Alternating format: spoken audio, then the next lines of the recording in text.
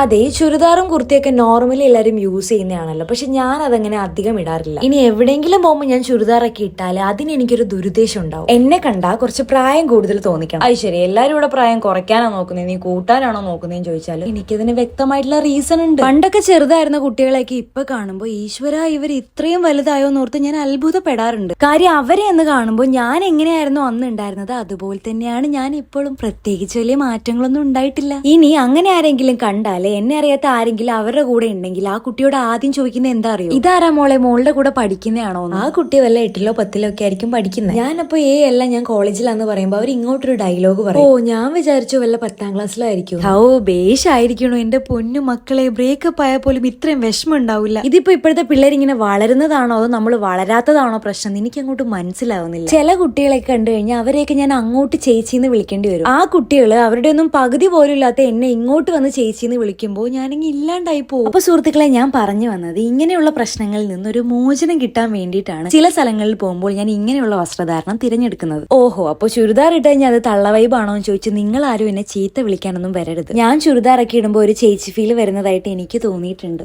ഇനിയിപ്പൊ അങ്ങനെയൊക്കെ പറഞ്ഞ് സമാധാനിക്കാം. എനിവേ, നിങ്ങൾക്ക് ഇങ്ങനത്തെ അനുഭവം ഒക്കെ ഉണ്ടെങ്കിൽ അല്ലെങ്കിൽ ഇങ്ങനെ ചുരിദാറൊക്കെ ഇട്ട് മെച്ചൂരിറ്റി കൂട്ടുന്നവരുണ്ടെങ്കിൽ ഒന്ന് ഇവിടെ അറ്റൻഡൻസ് പറഞ്ഞിട്ട് പോയിക്കോളൂ. അപ്പൊ ഓക്കെ, ബൈ.